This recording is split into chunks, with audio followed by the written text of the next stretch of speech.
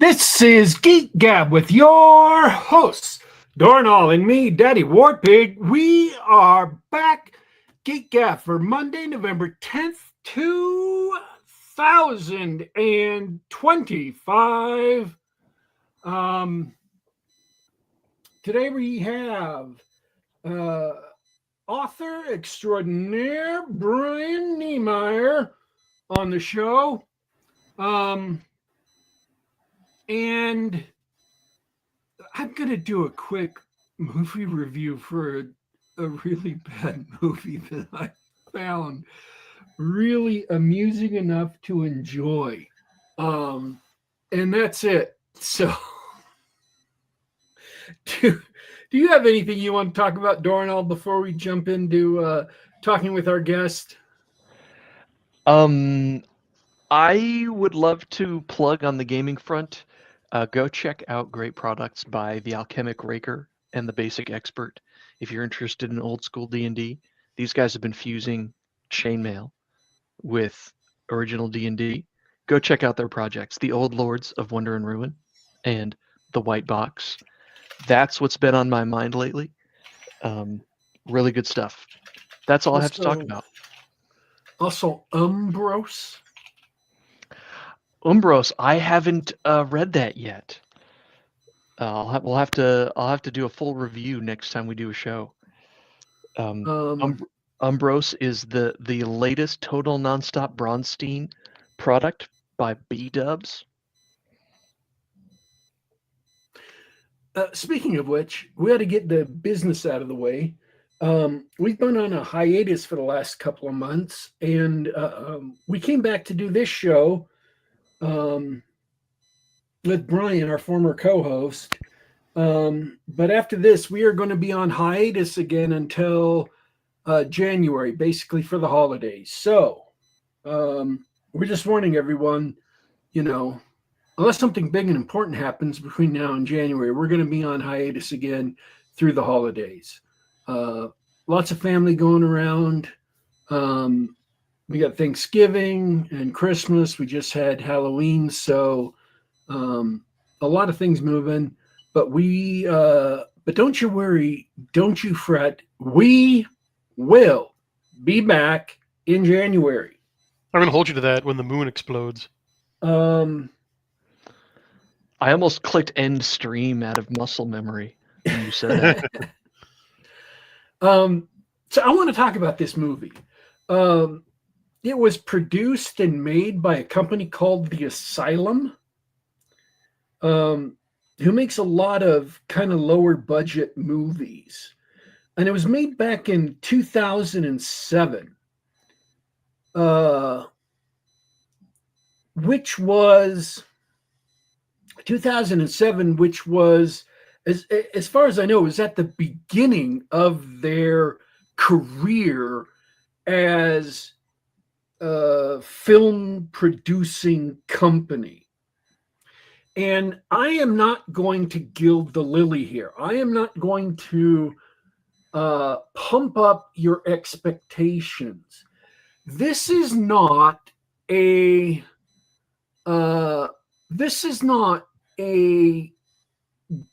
good movie, but it is a movie which is bad in an entertaining fashion, if you understand the difference. It's not so bad it's good. Those are like legitimately bad movies. It's just an entertaining movie. And a lot of it is it's entertaining because it's bad. It's called Death Racers. And it's a cross between Death Race 2000 and Escape from New York in reverse. So the country of America, the United States, had problems that were so huge that it got into a war between groups of citizens, not even a civil war between states. Again, this 2007. And eventually, what they did was they cracked down with martial law. They took all the criminals and all the violent offenders, and it was about 1 million of them, and dumped them inside this huge open-air prison. And at the beginning of the movie, the most powerful warlord in this open-air prison has managed to have a pet scientist develop sarin gas because the government accidentally stuck the prison on top of one of the main water distribution lines, plants for the whole country, which seems far-fetched unless you've ever dealt with the government before. But they assure the governor of the state this prison is in that everything's absolutely okay, because there is absolutely no way in the world that these prisoners can absolutely access this water distribution facility. Only they do. And they're preparing to dump all the sarin they're making into the water and poison the rest of America, which will somehow reveal what's going on inside this massive open-air prison. I'm not sure how that works, but in his defense, the insane prisoner who's in charge of this scheme appears to be a habitual steroid user and is also a cannibal, so he may actually be insane. He may be suffering from Kuru. So they have a brilliant idea. They can't send in the army because the army's involved in all these wars overseas. And they can't send in the state troops because they've been sent out of the state because they're involved in all these wars overseas. And they can't send in the National Guard because the National Guard has been nationalized because they're involved in all these wars overseas, including apparently a war with France because of the threat of them being a nuclear power. Which again sounds insane until you realize politicians. So they get together 4 teams of death racers who will get their sentences commuted if they race to where the headquarters of this crazy guy is in the center of this zone and stop the plan and capture him dead or alive. And one of the teams of racers is the insane clown posse. Awesome. How did I miss this? How did I miss this? I'm loving everything I'm hearing here.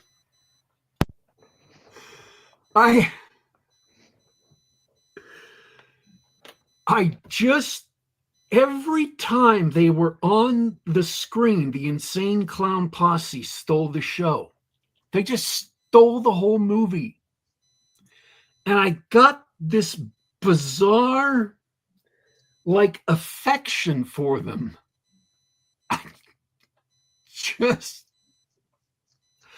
I couldn't help but like the 2 guys because they were just so amusing when they were on screen. I don't know that they got the best lines in the movie, but the way they delivered them was just in a really entertaining way. So they're entertainers and they're goofy guys. And by 2008, they had been doing their shtick for something like 15 years. Goofy, that's what I mean. It's a goofy kind of movie. That makes them perfect for it. So it's not a good movie. It's not. The special effects are not great. They're passable. I mean, they're good enough to carry off what you need in this movie. The characters are broadly characterized. They're parodies in a lot of ways.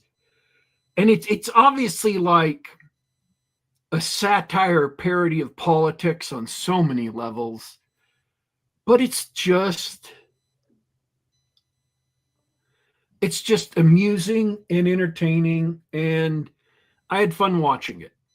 So if you're okay with watching kind of a bad movie that nevertheless, for me, turned out to be entertaining, and it has the insane clown posse in it, then take that for a recommendation. Noted. That sounds awesome. So, yeah, that was Death Racers. I think it was on Tubi for free. You can watch Tubi for free, so you don't. At the very least, you're not. You only regret losing some time, not cash. Not cash. You don't have to subscribe to a service. So, yeah. Did you ever see Big Money Hustlers? No, but everybody keeps mentioning it. Hey, I mean, the Insane Clown Posse got to make a movie, and they made what they wanted, and it's a Dolomite-style blaxploitation film starring two white rappers from Detroit in clown makeup. So,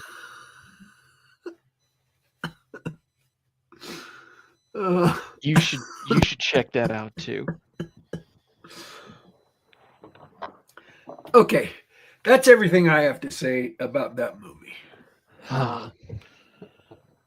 Dornall, was that the sequel to 8 Mile you just described? I think ICP have better relations with Ted Nugent than Eminem. We're going deep into the Detroit entertainment hole there. That's what it is. Did they shut that place down? Yeah. Yes, I'm pretty sure. Pretty sure Detroit doesn't exist anymore. One in particular, the Detroit entertainment hole. Yes. Many a night I spent there in my misspent youth. But I think they health coded him out. So very excited. It's a tree now. Violent J jumped the shark. He became a dad and making and wearing fur costumes for him and his daughter's personas. So there's that. Well, I mean, the clown is the gateway drug. Right. Right. In that case, it's more wholesome. It's like, oh yeah, my daughter likes to, dress up as like a furry clown. All right, let's do this. I can't say nothing. I wear the clown makeup. Argument is invalid. Yeah. Brian, welcome back to the show, man. Oh, thanks. So we're on a show. It's something like a show. Oh, cool. Yeah. I'm happy to see everybody. Everybody came back for us. I thought while we were on a hiatus, I thought everybody would have the notification would come up. You'd be like, "What's Geek Gab?" Oh yeah, but the alleged show. The alleged show. When DW says we will be back, sometimes it takes an act of Brian Niemeier to get us out here. Well, I am touched. I am holding in my hot little hands the product of your last book release, I've got this gorgeous, and I should have set up a cam for this. I've got this gorgeous special edition ethereal book. Ooh. And a nice little hardcover. Is this a short story novella to go with it? 50 This is a novella, pages. yeah. A novella. Almost 60 pages called Kairosis. So I've got this thing. I want to say it's gorgeous. I think everything that you set out to deliver in the Kickstarter that you did for it, I think you delivered here.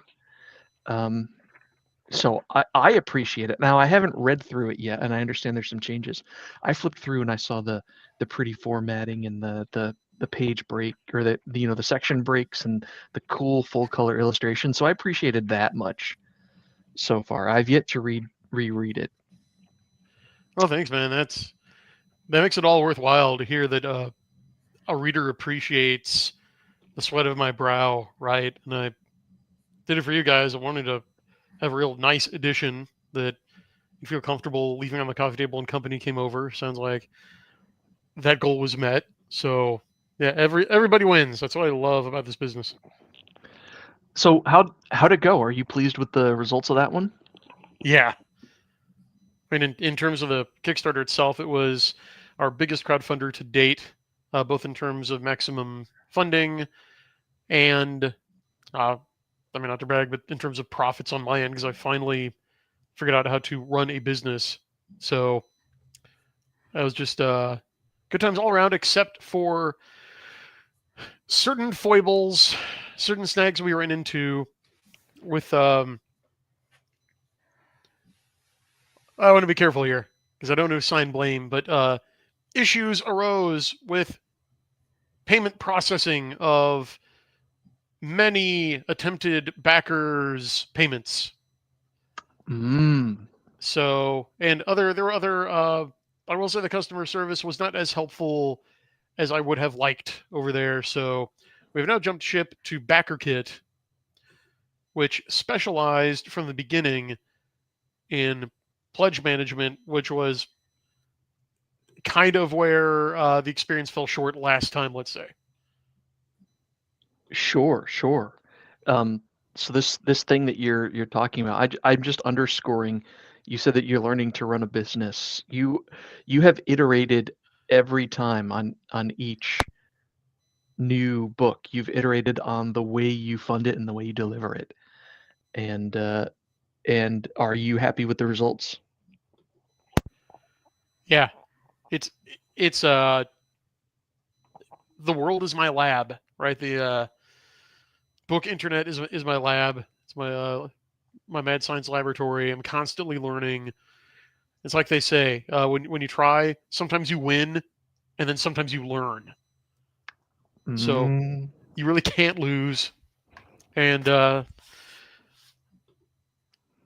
in this age of YouTube University, it really is true that if you don't know something, it's only because you don't want to know it, right? So I'm just out there learning as much as I can to bring you guys and you guys in chat the best darn stories in the best form possible. And I think we are meeting those goals. So Nethereal was, or the last one was a reissue of Nethereal. You've got a nice collectible hardcover. We talked about all the goodies that you did there.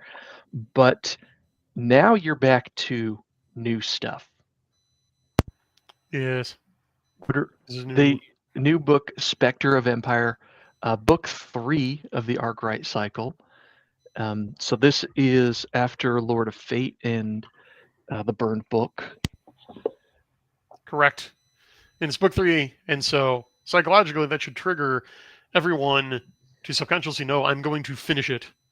Like book 3 is usually when the lurkers who've been waiting to see if you're going to pull a Rothfuss and rug pull them finally come out and like, okay, he did book 3. We know this is real now. So it's real. I'm committed. We're doing this. It's here. We're funding the Spectre of Empire now, and at last count, we are darn near 90% of our initial goal. Awesome. Let me pull this up here. Go ahead and tell us So, book 3, established setting. DJ Schreffler in the chat says it's the end of season 1 of this setting. What does he mean by that?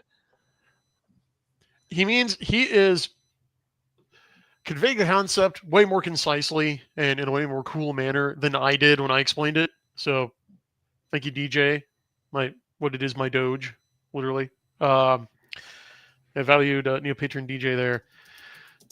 So, I think I may have shown both of you guys. I know I've shown at least Dornall the photo of all of my college-ruled spiral-bound notebooks that have all of the Soul Cycle and all of the Arkwright Cycle books outlined in by hand. Notebooks full of outlines. Yeah. Yes, and based on the rate at which I am adapting them into books, I figure there's going to be 10 to 12 Arkwright Cycle books. Oh, okay. That blows me away because I thought we were talking 3 or 4 books here to wrap up this story, because you told me previously that you had a story that you were going to do 3 and then the outlines made it into 4. That's what I thought, but it definitely grew in the telling. So it just goes to show that this is an art, not a science. So yeah, I had one notebook for each Soul Cycle book. So those translated 1-to-1, right? I had one for Ethereal, one for Soul Dancer, one for Secret Kings, one for Oven Rising. Okay, great. Well, then it comes time to go back and do the first notebook's worth of the Arkwright Cycle. So I'm like, okay, well, this is going to be just the burned book. No, it turns out it was 3. So Spectre of Empire, and this gets back to what DJ meant. It is the last of the contents of the first Arkwright notebook. Wow. And yeah, so that is what I would call season 1. Could be like the overarching title could be the burned book cycle, or it's the burned book arc, right? You know how Berserk has like the Golden Age arc and then the Millennium Falcon arc and whatnot. That's kind of what's shaping up here. So they're gonna be 4 main arcs. I may be getting way ahead of myself, but that sounds, between you saying that and DJ saying season 1, that sounds suspiciously like a mini series in the vein of Babylon 5 or something. So we're gonna need you to come out with TV scripts as well. Oh, they twisted my arm. I mean, I've done a screenplay, so yeah, writing scripts is actually way easier than writing novels. So okay. Is it? Oh yeah, man. Like you really only need the dialogue. Mm-hmm. Of course, and then a competent director, I suppose. Yeah, like contrary to what you might actually see in movies on TV, like the directors and the DPs really don't like you to put in like stage and camera directions into a shooting script. Like that's their job. So you're only there to show like the broad strokes of the characters, like actions, but mainly their dialogue. So yeah, way easier. All right. Well, we're gonna put a pin in that. We'll plan your mini series, your YouTube mini series, 2026. We'll do that. Sounds good. So, do you want to tell me about the Spectre of Empire before I play this trailer, or do you want to start with the trailer?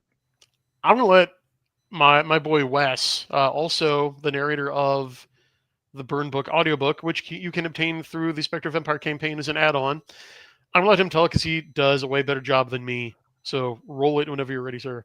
All right. So we tried this last time. I've got audio enabled here. So chat, let me know if this is silent to you. You should be able to hear it. Warlords battling to subdue a continent. An emperor seduced by world conquest. A primal evil that lusts for total power.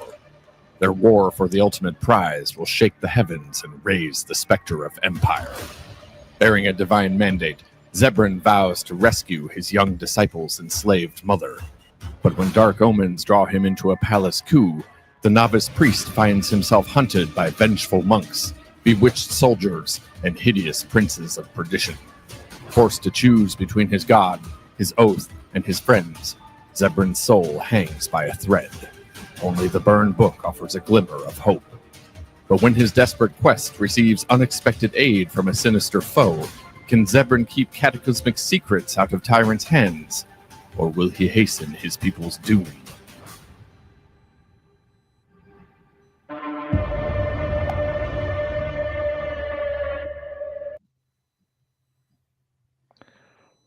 Okay. Now, A, that was awesome. And B, B, anybody who knows you and or has read your stuff knows the answer to that last question. If Doom is on the table, if Doom is on the menu, Brian's going to pick it. I figure, is it too much to ask for both?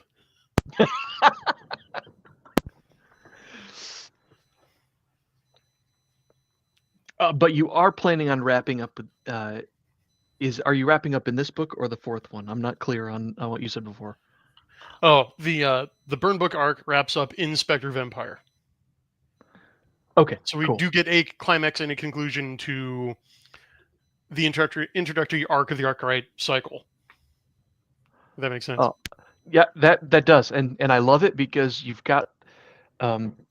I was just about to say you've got some interesting characters, and here's my problem, and this is a confession I have to make. I have pictures in my head of what the characters are. I don't remember their names, but the the creepy evil soothsayer. That guy's awesome. I want to see what happens with him. Right, and then there's the priestess with the flaming swords and such. I want to see what they do, whether they become antagonists to each other, or anyway. You've got a lot of threads that you followed along in Lord of Fate, so I really want to see how they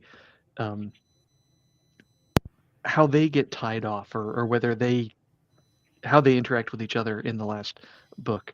I know I butchered that whole thought, but I hope you understand what I'm trying to say. I did, and I'm going to go on a limb and say that if you're able to accurately predict how all those threads tie up, then I'll quit. I will not have done my job. Like, I don't think you're going to see. I don't think you're going to see what you're in store for coming. Excellent. So let's talk about the crowdfund, because, and this is DJ's fault. We're gonna bring up his message again. Gray Mercy and Hunger are going to clash soon. So this is what I'm really excited about. We did the worker weapon in the Burn book, and I think this is partially because, like you said, it ended up the outline ended up being split across 3 books. Yeah. But like those worker weapons haven't been featured heavily, and the swords that we made, or in my case the evil spear, I'm sorry, the evil true neutral spear, we're sort of promised a showdown, and DJ's confirmed that we're getting. Can you confirm that? Are we getting the showdown of the worker weapons in this volume here? Well, first, let me ask you to scroll down so that the chat can see what we're talking about, because I put the worker weapons in the headings. Did you? Yeah. This is my first time scrolling down the full story. There's a worker weapon right here. I'll scroll, man. Yeah. All Yep, so right. there's Gray Mercy. Gray Mercy. So that's the first contestant in our epic showdown that's coming up. Very nice. There's a werewolf with a giant oar or a paddle. This art's awesome, but I'm going to make fun of the sword that looks like an oar. He's on the rowing team. Here's the other one. This is the saber used by our I guess main character. Yeah, that's Soul Razor, another work weapon by Almeth. Empereb. Yep. Empereb did that one. Yep. And this first one, this was the one with the this was from the prologue in the Burn book. This houses the soul of someone who is, oh goodness, there's like a demon in the sword, and it forces the user to kill his friend. Oh my goodness. Yeah, It's the very wolf neat. below, in fact, put the demon into the wielder through the sword. And if you look closely, you can see a screaming face in the grain of the blade. And if you listen closely on moonless nights, you can hear it wailing. That last part might not be true, but there is definitely a face in there. Yes, DJ. Epilogue of the first book. Hunger peeks in. Of course, in true fashion, I think you and I are the only ones who know actually what it means. Well, everyone's going to know after this campaign, so keep scrolling down. Let's go. Keep going. Oh, yeah. Lots of good stuff. More sword. Yep, alternate rendition of Grey Mercy. Look So at we get to that. the stretch goal. There you go. There it is. There's the stretch goals. And I love Hunger. seeing that. I love seeing that. That's Hunger. That's my baby. My goodness. So I noticed something. Oh my goodness. We're gonna have to talk about the art. One thing at a time. Oh my goodness. Those art. Yeah. One thing at a time. So you've been tweaking the deliverables and the prices and everything like that, and I didn't see a worker weapon or anything like that. No build a mech for this campaign. I was a little sad about it, but it was really. I didn't do it on the Ethereal one, so I just wanted to ask you about that. Is that something that is sort of off the table now, or is that coming back in the future? Question. Tell you what, keep scrolling on down, and let's talk about the rewards. Okay. We'll get to the pledge levels a little bit below the stretch goals here. All right, we're at the pledge levels. Okay. Oh, and there's another one of yours. Oh yeah. Gauge of Door, which does feature prominently in Spectre of Empire. Okay, yeah, keep going. So we've got digital art pack. Everybody gets that. Our first entry level perk is the deluxe bookmark. There's the front and the back. It's only $5. Below that we have the ebook version of Spectre of Empire. Then this is new. This is meant to be the wingman for Spectre of Empire. We're releasing the Burn book in hardcover for the first time. This is crowdfunder exclusive. Cool. So you'll be able to get all 3 books in the same form factor. Below that, we have the new one. This is the new book, Spectre of Empire, which is debuting in handsome case-bound matte hardcover, like your copy of Kairosis, or like the Lord of Fate hardcover, which appeared in Lord of Fate campaign, which is right below. So all 3 of them to date for the first time in hardcover. That's cool. Well, and right below that, though, we do have our audience participation rewards. So first, Be in a Book is back. Heck yeah. And then the even more popular, for some frightening reason, Be Killed in a Book. But hey, who am I to judge?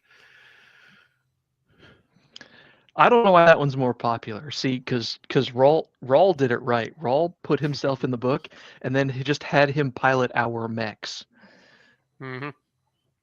Yeah, and then he didn't choose Be Killed in the Book, so after the big war, the mech war, his character just went home and watched ESPN or something.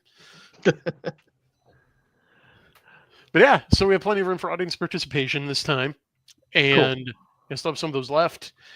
But now to get to the question, now that we've seen the work weapons, yes, for the first time publicly, I will confirm there is a showdown with Grey Mercy and Hunger, and also the Gauge of Door is involved just for chuckles, because I just wrote it.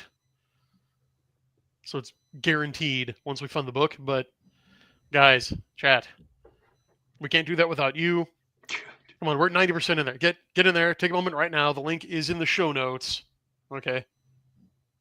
Go in there. Go pledge. Go write your name into the history of the Soul Cycle like Dornall and DJ and Raul did. Well, Raul did the Xseed universe. But no, someday I might find out there's a time warp and it's the same universe. Whatever. That's not off the table. We go, make your mark, make this real. Come on, we're at 2684. We only need $3,000. We're right around the corner. Go push us over the edge. Get some cool exclusive stuff. Oh, and by the way, to circle back to Dornall's question, the reason that worker weapons aren't on the table this time is they just take too long. I have to wait until all the payments clear, and then I have to get with the backers one by one, and we get on the phone or we get on Discord or Skype and we hash out, okay, here's what we're going to do with this weapon. We don't have time for that this time. I got to ship because we have made a Christmas delivery pledge. So, by way of consolation and compensation, all U.S. domestic backers who complete their backer surveys within 48 hours of receiving them and whose payments clear will receive their swag from this campaign in time before Christmas. Wow. Yeah, so the sooner the better. Right, no time like the present. Get in there. Get your stuff. You know I'm good for it. Oh, we know that. We know that you always deliver and you always deliver good stuff. I'm really excited. Is that just a giant shark tooth? I love that. So when is this 20 days left? So you are so prepared that you just said you just finished writing a big showdown just yesterday or just today. And so you're going to be ready within 20 days. You're going to have everything ready, like book written, layout done, and everything like that to get everybody their books by Christmas. Yeah, I've already got it proofed. It's just I'm going in and like filling in blanks and stuff now. So yeah, it'll be on in time. This ain't my first time around the block. Right. Yeah, man. Do it. I don't know why you're still listening to the Geek Gab and not. All right. Full disclosure, I already pledged. You did something really smart, in my opinion, because I went and checked. You know, when I do pledges, like there's only a few people that I do pledges for, because there's only so much time. I have a large to be read pile, and I don't always keep track of what form factor I get my books in. And so I went to my collection. I'm like, why do I have a Lord of Fate paperback? Why do I have a burned book paperback? Oh, because we didn't have the hardcover. And so having this option for me, the option to get the entire Arkwright cycle in hardcover, that was a win. Oh, that's like cool, man. It's tell you what, go up there and click on pledge levels in the upper left next to story there. Got it. And I'll walk folks through this. It's just right up the top left of the screen. Oh, I see. The top pledge levels. Okay. If they're not on the sidebar in backer kit, yeah. So here's what we got featured. So Be Killed in a Book. Yeah, $250. I will name a character for you and kill that character in a memorable way. Plus, you get the digital art pack. Every pledge level includes that automatically. So that's phone and desktop wallpapers of Marcel's incredible art for this project. So that includes, right now, it's just the cover. But as we unlock stretch goals, each stretch goal piece of concept art of Marcel's we unlock will be added to the digital art pack, so it will grow with the campaign. And that's a freebie. That's a gimme. But it also comes with the Burn Book paperback, so you have something tangible and solid. But also the Spectre of Empire ebook, so you'll get to see your character be killed. And access to all the add-ons, because we're doing the a la carte thing here, where you can, you may notice there are very few bundles. It's because we found it's best to let backers build their own. Next to it, we had the 3 books. Oh, sorry. Signed. So you have 2 options. You can get all 3 Arkwright Cycle books in hardcover, or for a nominal fee, you can get them signed. You can get the Burn Book hardcover signed. That's cool. That's cool. Of course, we've got B in the book. If you're a little squeamish, that's okay. You might choose to do that for a loved one who you don't love enough to have killed.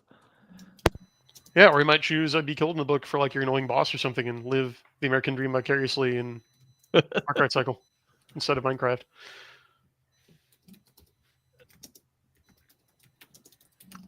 All right, and we've got and you can get the signed books individually if you like. Right.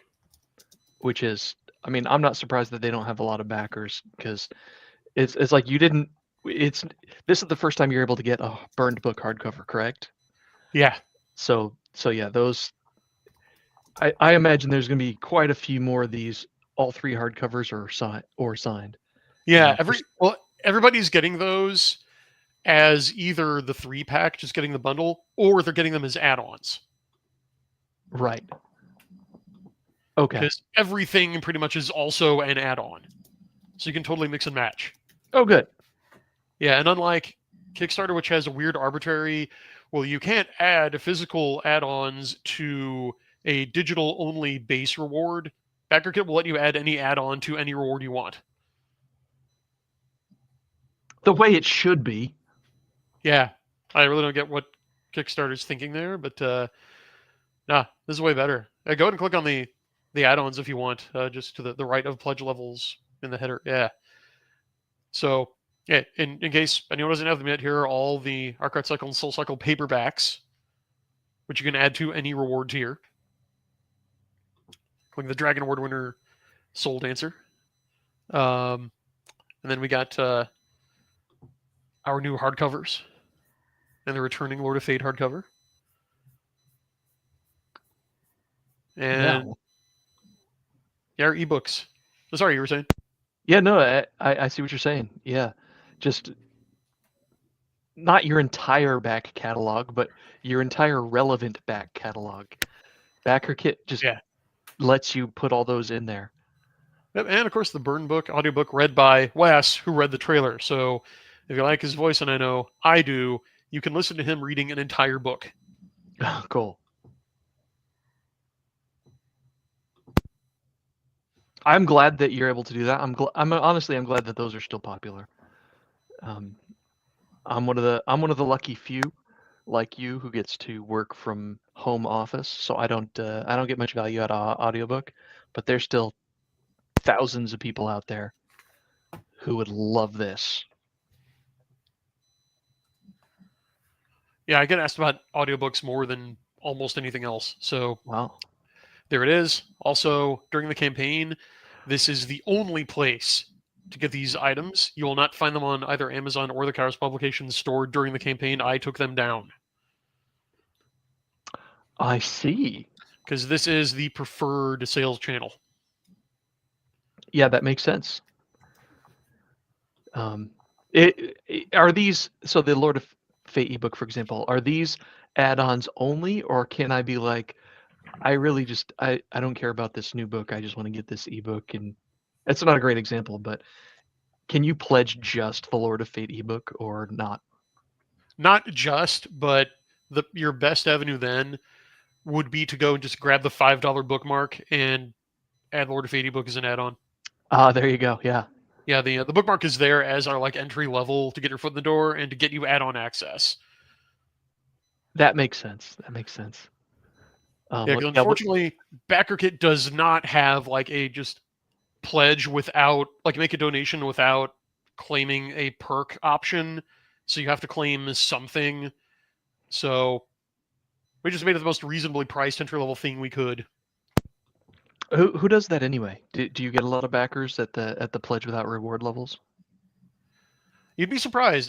Last few campaigns we've gotten quite a few. Yeah. Huh.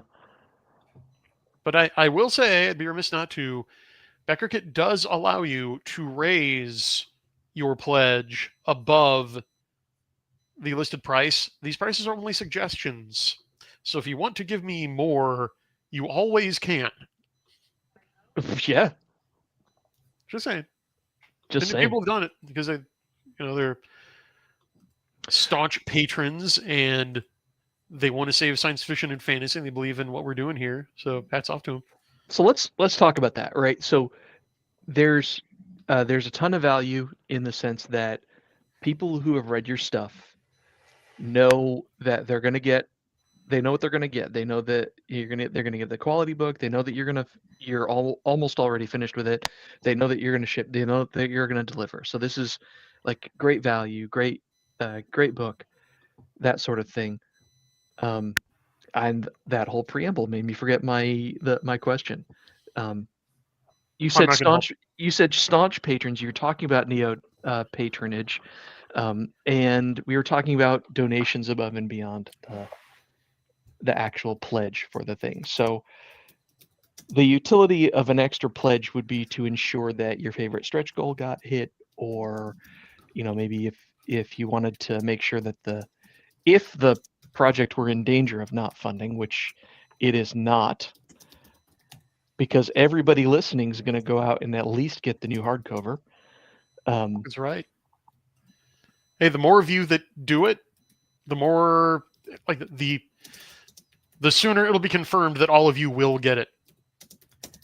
Because yeah, now would be the time. Because it technically has not funded yet. I mean, yes, it's going to, but the sooner it does, the better it looks. Because I know from my back end, I know from personal experience, there are a lot of people watching this campaign, and they're waiting to see if it funds.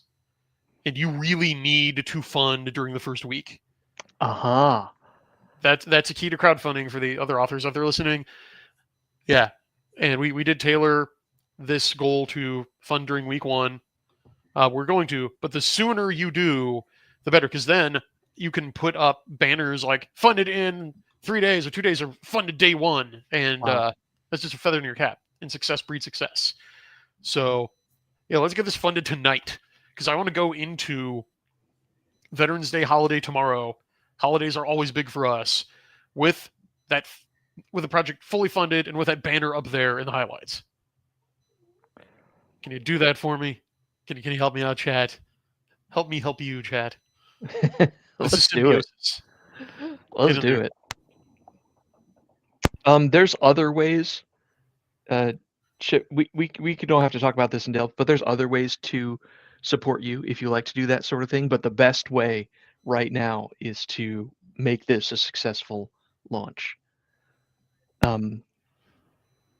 You've got other stuff too, like you mentioned patrons. You got a Patreon, access to you and your notes and your thoughts and outlines and things. Like there's a reason why DJ's coming up with the inside information, right? Like that's something that you offer to your readers. DJ is the Doge of the Court of Kairos, which is the realm we have made in our own enclave online. And we carefully vet all members of the court to ensure we have only quality people there. And yeah, it is. We have made an Empyrean kingdom of artistic merit and intellectual challenge, and we also swap cat memes. It is the internet, after all.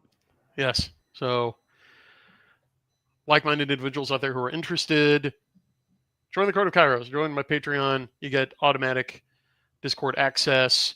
And if you have publishing or writing questions, you can not only ask me, but everyone in there is either another pro-tier author or critic or editor or a veteran reader who's almost certainly read more books than I have. So you are going to get an overabundance of useful information. Yea, with both hands shall the Court of Kairos give to thee.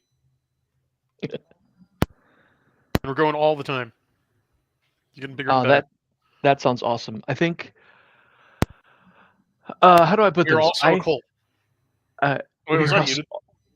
I was not. Whoops.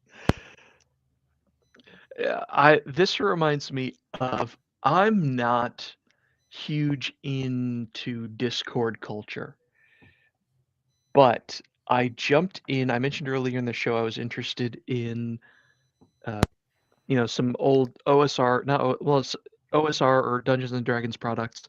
So I ended up in a couple of these guys' Discords, and there's a lot of lively chatter related to games and everything like that, but it's loud and it's busy, and it's one of those things where if I don't feel like I'm plugged in, it's noise, right? and you're describing something different. You're describing something vetted with, you know, with a particular purpose, not just a group of people who like it when Brian Niemeier sends their favorite characters to hell. It's something else.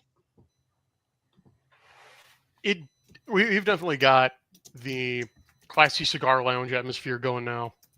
Like a bunch of dudes in their prime, hang around in comfort in front of a crackling fire, brandy in hand, in the velvet smoking jackets, right? Talking shop, right? Like, when is the best time to crowdfund? Where do I get a good book cover anyway? What's the right rate to set for a first time line edit, right?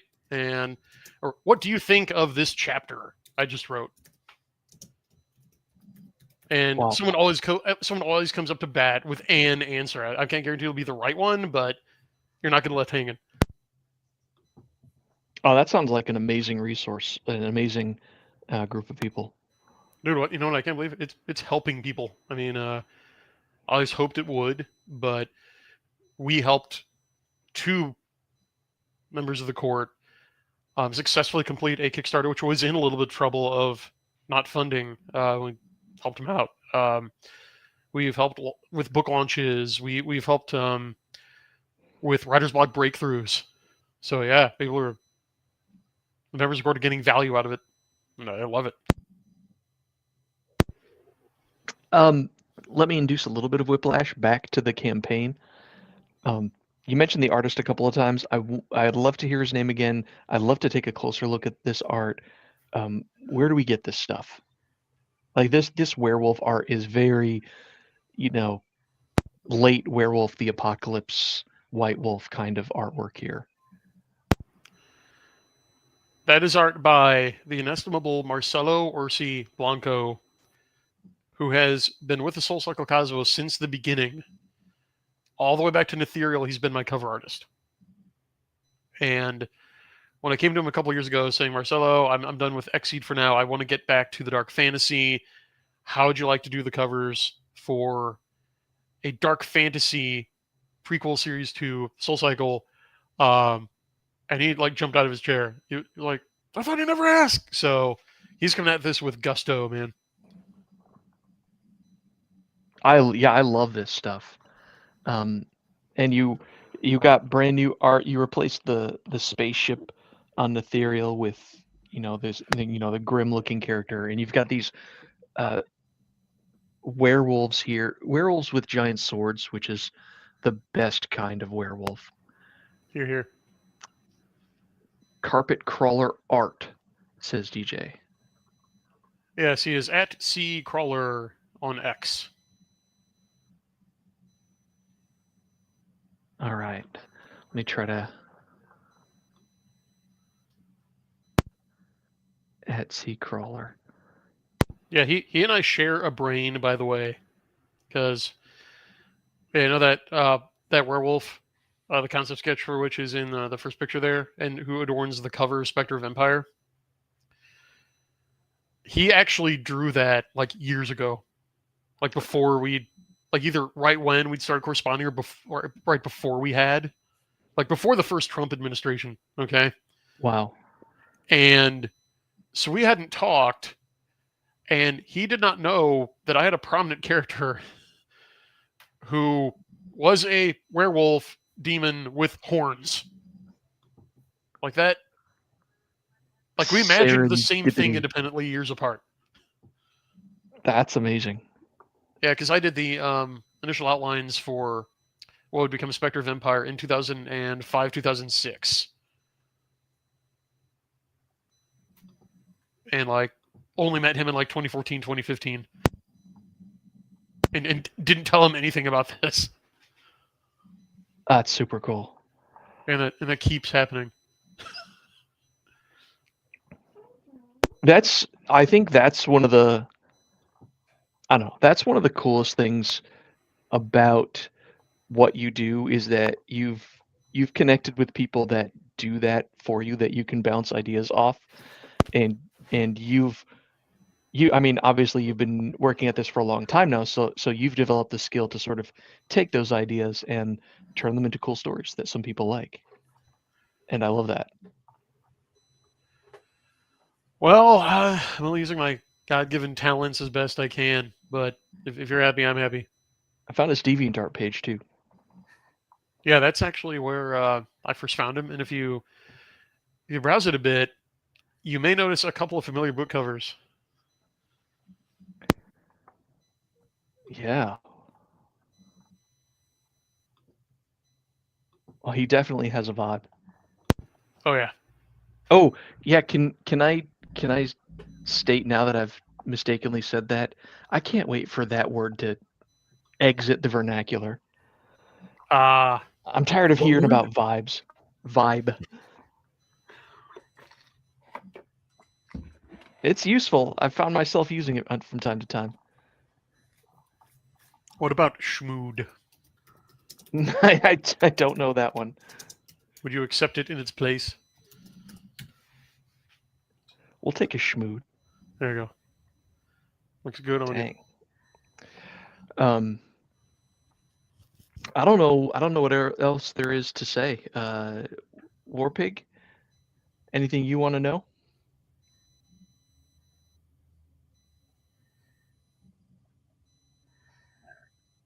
We caught him taking notes again.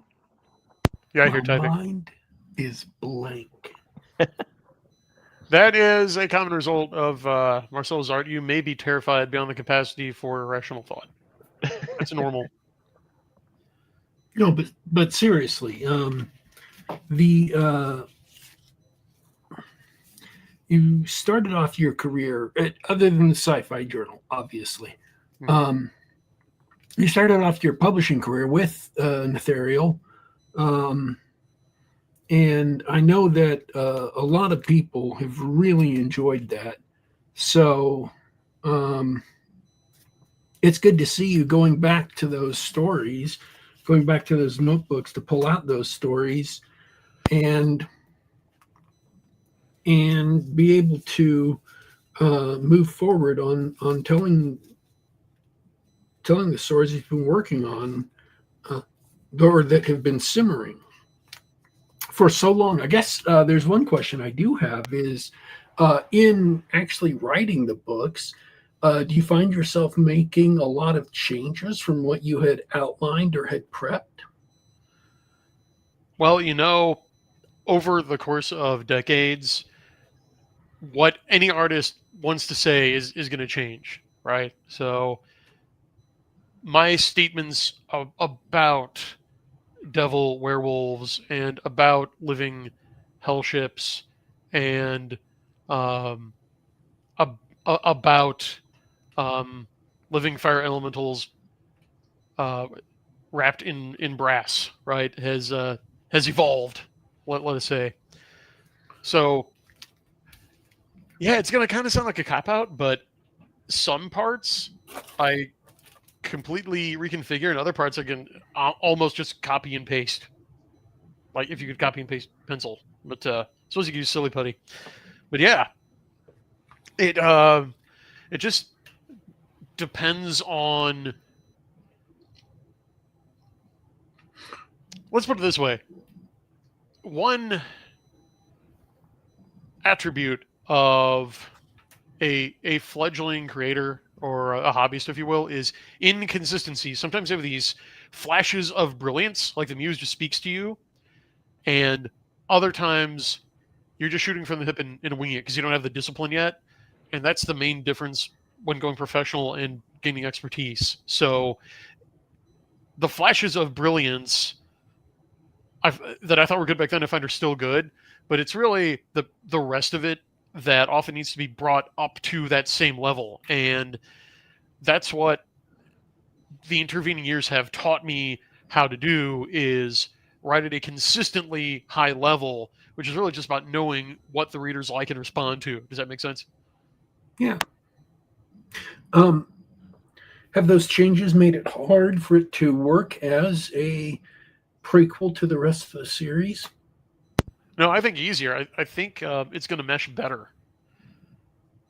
because I have the entire Soul Cycle already written. So if I need to, I will just go and crack open my manuscript for Ethereal or Soul Dancer or Ophian Rising and be like, okay, so I need Almathir doing this at this time. I'd previously said, okay, yeah.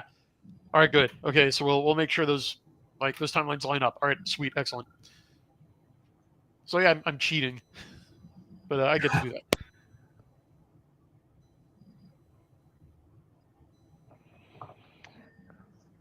Good question. Yeah, great questions. I think I've exhausted my questions on the book, the pledge. I'm really looking forward to it. Other than that, I know you're super busy getting all your writing done and getting these things out. What are you playing these days? What are you watching these days? Well, right now, Geek Gab. No, I mean it's gonna make me sound dull. I know it might disabuse people of the notion of a writer's life as romantic, but no, I'm just working, man. Oh no. The book should be done. I'm gonna make a push tomorrow over the holiday, and I'm gonna try to get it done tomorrow. But it'll be done this week, and that might give me some breathing room. But the other aspects of my business have not been playing ball, which is a good problem to have, because I was not only burning the candle both ends. I was throwing the whole candle into a furnace, like since the end of the summer, and was looking forward to finally be able to stick my head out to get a breath of cool air here, and then like the editing and like the consulting really went to the moon. So it's good because I find myself helping other authors, but yeah, basically working 12-hour days every day. Wow, man. Well, I hope you get a breather because I think the next time we have you on, we should have you on for a proper movie review or game review show. Yeah, just let me know when you want me back. I always love coming back here. Love you guys. I miss you. Wish I could see you more often, but life doesn't always cooperate. You know how that is. But and you guys have a nice hiatus, recharge your batteries, and come back stronger than ever. Yeah, man. I hope so. Yeah, I'm using my hiatus to work. Yeah, that sounds familiar. You guys. Oh, You guys. What are you working with? I needed to update the note counter like I've been doing recently. Are you ready, guys? How many notes you got? 42,967. That's a couple. Oof. It'll do. No, that's amazing. And those are all electronic, right? Yeah. Oh, good. Searchable, but not cut and pastable because computers have ruined cut and paste. There are a few written notes in various documents that I have to type up and put in. And there are some electronic notes that have not been moved into the main. They were originally recorded in other programs before I started using this program, so I need to bring them into the main document at some point. But yeah. Well, at least your room doesn't look like John Doe's from 7. No. So you got that going for you. But work is proceeding apace. Excellent. Good to hear. I wish you all success with each and every one of your endeavors. Likewise. So let's get your last plug, your last pitch. Brian, I'm going to put this link, boom, on the screen. It's in the show notes. It's kairospublications.com/SOE. Check that out in the show notes. Please look at this project. We're going to finish off the book in style. Get all your hardcovers and everything like that. Brian, last words. Yes. First of all, don't let the URL fool you. That does go to the backer kit. It's just a custom link. Okay, the custom URL I made, but it does go to the crowdfunder. So go ahead and click that now. Pick out your favorite items and get them in time for Christmas if you're in the US, and complete your backer survey in a timely manner. Also remember, you will not be charged anything at the time of pledge. It is a pledge, like the Jerry Lewis Telethon. Payments are not collected until November 30th. Also, if you really need to, if you're eyeing that be in a book or be killed in a book reward, but don't have the scratch right now, that's okay, because we have pay over time. You can pay on the installment plan over the course of 4 months. Now, that does disqualify that reward for Christmas delivery, just because we can't deliver something that hasn't been paid for yet, right? But it gives you more flexibility. So get in there, get us funded, get your stuff, get good science fiction and fantasy into the hands of readers that are starving for it. And thank you. And thank both of you gentlemen, Dana Warpig and Dornall, for your time. My pleasure. Thanks so much for coming on. You got plenty of fans in the chat. I hope they're going to pledge now. I hope everybody who listens to this later goes and checks it out. Who knows, by the time, if the book's already out by the time you're listening to this, go to that link anyway. He'll probably have it redirect to his store where you can order a copy. Go check out Spectre of Empire. Check out Brian's work. It's really cool stuff. Dark fantasy. You will not be disappointed with the layers of intrigue and violence and suspense. Really good stuff. And for those of you listening now or listening recently, get on there, get something, buy a $5 bookmark, support Brian's work. And thanks to everybody who listens to the Geek Gab. It's awesome coming back on to talk to you guys. We'll see you again after the holidays. Daddy Warpig, your final words.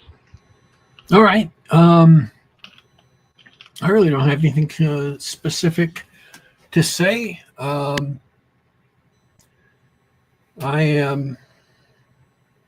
glad we had a chance to get together for another Geek Gab. Before we go back on our hiatus, I'm glad everybody showed up.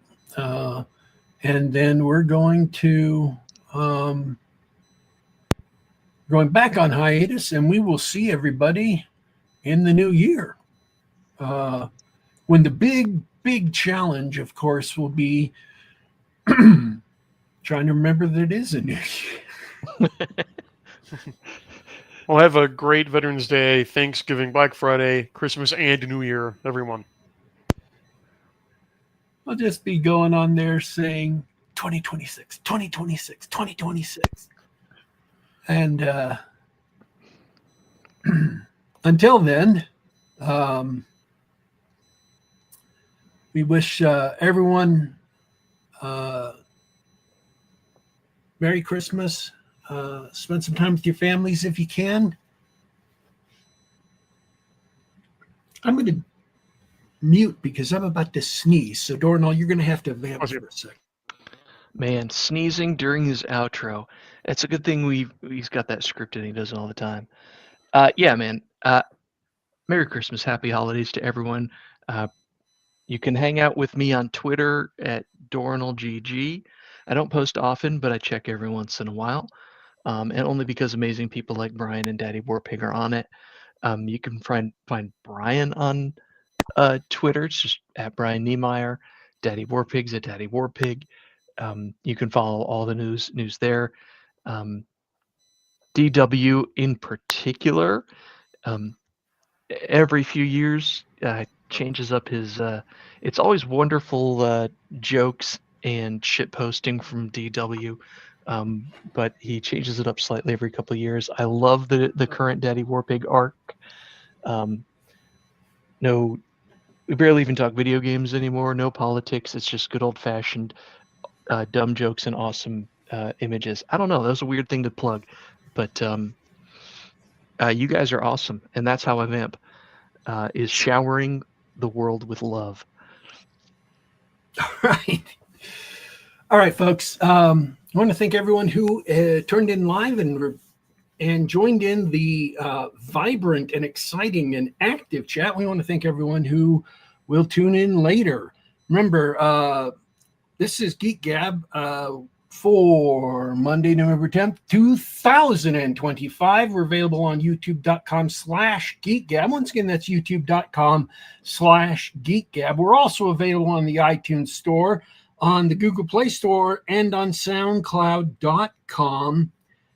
Just subscribe on the device of your choice, listen to it on the web, or download it to your computer, make it available in all those places, because that's the kind of big-hearted and awesome guys we are.